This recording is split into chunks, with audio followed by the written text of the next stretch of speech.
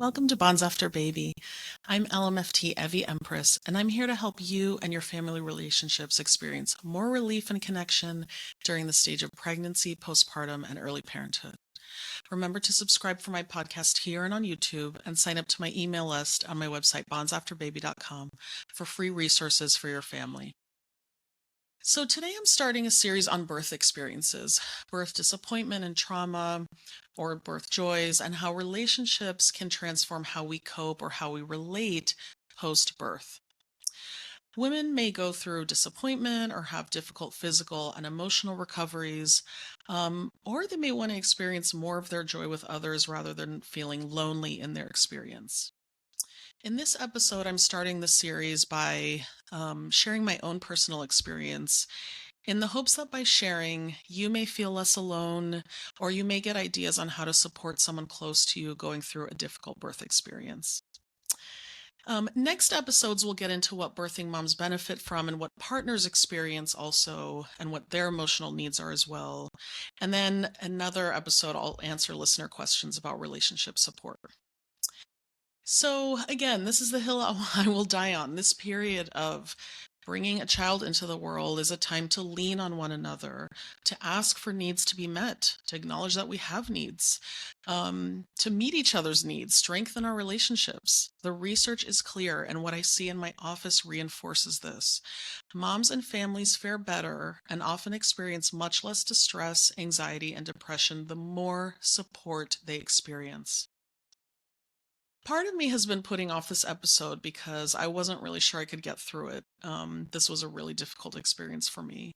But I think enough time has passed and enough support, I've gotten enough support to feel it out, to process my feelings. And so here goes. I'm going to share this with you. Now, I may get lots of eye rolls over this, but I'm a woman who loves pregnancy. With my first, I had a generally easy pregnancy 10 years ago, and I very much enjoyed it. I know women go through so much with pregnancy, and I have deep compassion for the physical and emotional roller coasters that can come. It just happened that my experience had been mostly good. So, 1.5 years ago, with my second pregnancy, we did have some scares in the beginning, but pretty early into the second trimester, it was lovely. Mostly everything was going smoothly. All my checkups were fine. I was feeling good. I did have high blood pressure, but I had it in my first pregnancy and it ended fine with no complications at that time and a fine birth experience. So I assumed or wanted to believe that it would be the same 10 years later. I had been so grateful to have a second chance at pregnancy and motherhood later in life and at an older age, especially when the odds are really against us. And I think I started to idealize the whole process, this miracle, this getting to experience this process of motherhood again. But idealization is dangerous. Life is a mix of joys and sorrows, of benefits and hardships. And so when we start leaning into an all or nothing space, that's usually a sign that something is going on that's not helpful. So I had a strong fantasy of wanting everything to go wonderfully. I started idealizing like a natural birth experience, even though every day in my profession, I help women in my job face reality, face the beauty of any kind of birth experience and all feelings about all kinds of birth experiences, to face feelings about kind of mixed experiences, and to make peace and enjoy and grieve, and certainly never to elevate natural birth over medical birth in any sense of the way. That's not on my radar at all. However, I found myself stuck in a loop of wanting very specific things and for everything to look a specific way. Um, for the pregnancy, things were going so well that was working fine for a while. I was excited, I was enjoying, we were all celebrating. It was a very happy time. Until around 32 weeks when my blood pressure started spiking. I mean, really bad numbers. They were telling me at home to keep monitoring my blood pressure. With that at-home device, and I started seeing red numbers. Like if it's a good number, it's green. I don't know how many of you have these kind of blood pressure monitors, but like a green number is fine. Orange number is like when they show orange, it's like, this is on the border keep checking, and red is like danger. So I was getting a lot of red readings, and we kept going into the emergency OB department every time. There were like several times where we had to go in. They told us to go in, and then they'd give me really strong medicine, and we kept getting sent home. So it turns out I was getting asymptomatic preeclampsia, which means this is like when blood pressure goes high, it can be dangerous for mom and baby. But I had no swollen ankles, no headaches, no dizziness, none of the kind of regular symptoms. But because they had told me to take my blood pressure, actually, it was good that they told me to do so because I didn't have the other symptoms. It was showing up, the high readings. So there was one time where I went in again to the emergency OB and they said, you can't go home anymore. And I just had to be admitted and monitored.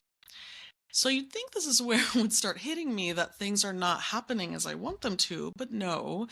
I was actually in major denial.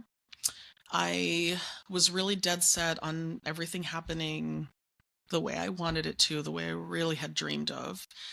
And I treated the hospital stay in the beginning like a hotel stay. I was like, okay, I'll lie in bed. I'll have food served to me. They had the best meatloaf I've ever had with these sweet potato mashed potatoes. I was obsessed with it. I got it 2 times a day. I still think about it, actually. I brought my laptop. I was like attending meetings and I was like, I'll work on my book, in total denial. So we'd have these like team of doctors coming in. I think there were like 7 doctors sometimes that would come into my room looking at me like, okay, well, we just want to explain, and they would go on to explain the situation and that we were kind of in a precarious place and that I should prepare myself for, maybe the baby being in the NICU and that there might need to be, an emergency kind of intervention. And my husband's sitting there like, okay, what do we need to do? Because of course he was very concerned about me, primarily and the baby. And I was just like, I don't want my baby to be a preemie. Like, I don't want my baby to have to stay in the hospital. No, this is not what I planned. And again, despite the fact that this is my job to help women through this, I mean, I do this all the time for years. Actually, there was a doctor who asked me what I did for a living, and when I told him, he laughed. I mean, not in a snide way or a mean way, but it was just, I think it was like amusing how, that this is my expertise, but that I was in such denial. Of course, I'm a human being, therapists are human beings. We're not like, just because we know things rationally, it was really hard for me to face reality about what was going on. So these doctors would keep coming in and I was just saying, okay, well, only if it's an emergency. And I was just like, we'll be fine. It'll be like my last pregnancy where I had blood pressure, but it'll be maintained. And the medicine was maintaining it. So I was like, all right, let's just sit here for 2 or 3 weeks until baby's like close to full term. And that was just, I was like in tunnel vision. My friends saw that I was in denial, my family, my husband, and I just was unyielding. So I really just didn't want to face reality that I'd have a baby stay in the hospital instead of my arms to go home. I didn't want a high intervention birth. This was outside of my, magical fantasy and longing.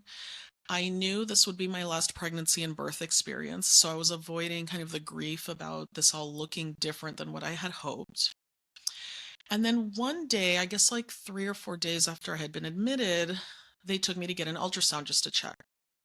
Now, vitals, everything looked generally okay, but they saw that the baby's head was not all the way down. It was kind of like diagonal, bit to the side. And I get really upset. I'm like, if they have to induce me, if the baby's head isn't down, then they'll definitely do a C-section and stuff like that. And so, again, this is not putting me in the best light, but you have to understand there's hormones, there's denial. This was all very difficult for me. And so I started telling the nurses to, I'm laughing because I look back now and I'm like, oh, this was bad. Okay, so I started bossing around the nurses basically. I wasn't rude, but I was like, okay, I need to start doing exercise to get the baby's head down. There's like spinning baby exercises that I know that they are very well versed in and they help women with at that hospital. So I was like, okay, so, can some nurse help me? And then I'm going to go walk a mile out in the courtyard. And I was just saying all the things I was going to do to get the baby's head down. And the nurses were like, "Oh, let's go talk to your doctor and see." And then the doctor was going to come in and be like, "You can't be upside down with high blood pressure. We're not going to let you walk a mile. You can walk a little bit." And I was just like, I was starting to get very edgy because, again, it was like reality just kept staring me in the face of like, this is not going to look how you wanted it to look. And I didn't want to see it. I didn't want to accept it. Um, so, stress and cortisol's running through my veins. Anxiety is like totally in charge. I was not in charge. I was not self-possessed at this time. I started spinning. Eventually, by the next day, my blood pressure got so high, even after I had calmed down. I've blocked out the actual number. I mean, it was so high that the doctors looked really alarmed. The medication wasn't getting the number down. And even though they kept doing all these tests and preeclampsia wasn't coming up in these other ways it usually does, the blood pressure was so high. So I ended up having an emergency C-section, and, a NICU doc comes in, a NICU doc, like the doctors who take care of babies who are premature, for those of you who don't know, came in to tell me what to expect for my premature baby, likely needing a NICU stay for either several weeks, if not longer. So this is just a whiplash for me here. And, they're giving me a lot of medicine that's supposed to prevent seizures, because that's part of the risk, is that you're going to get seizure. And my poor husband, must have been terrified. He told me he was terrified. They put these like buffer kind of pillow things, pads on the side, so that if I started seizing, I wouldn't hurt my head. And I think when he saw that, he was just terrified. I was in such denial still at that point that I was like, I don't care about my head. I don't want my baby to be premature. I don't want there to be any issues, with his lungs or anything. And so I was tunnel vision about the baby. And I think my maternal fantasy at that time, and my husband was thinking about me.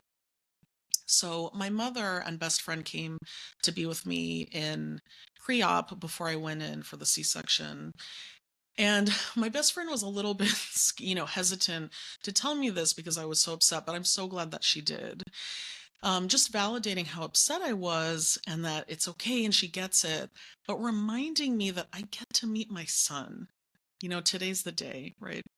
And my husband and I were very moved by that because I think we got distracted with all the hullabaloo around what was going on and the medical stuff, that it was like, we're meeting our son.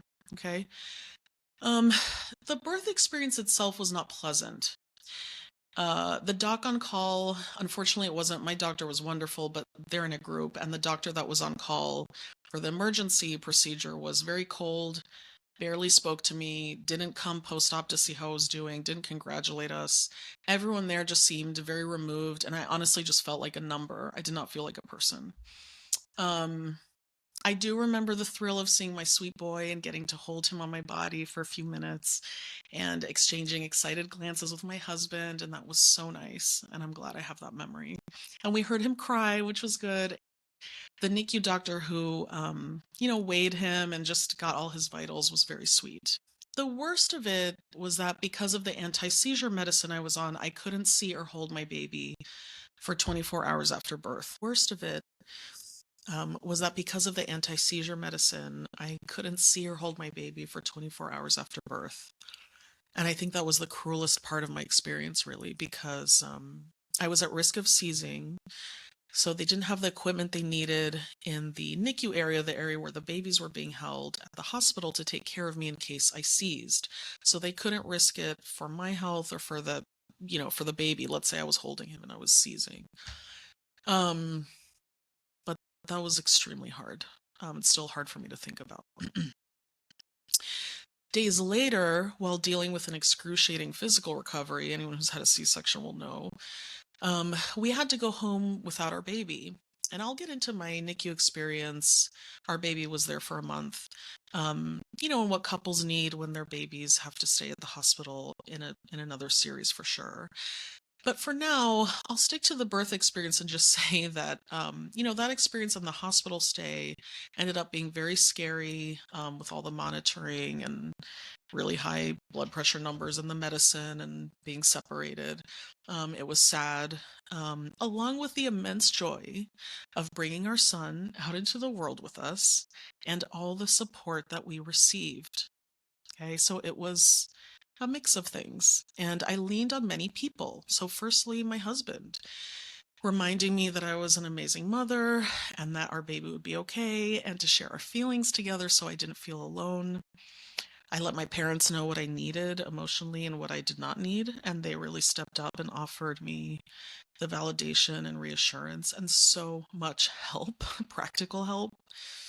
I actually had perinatal colleagues at the hospital that I used to work with and do social support with and work for Postpartum Support Virginia with, and, dear friends. And you will meet one of these special people in a few episodes. Um, and my friends, I didn't have the energy to reach out to everybody. Um, but my closest people were aware of what was going on, and the visits, the calls, the flowers, the reassurance, um, was, I'm so grateful. A few nurses, I will never forget them, held me when I was crying in pain when my husband was sleeping and I just wanted to let him sleep. Sometimes, and who comforted me when I was aching to see my baby and couldn't.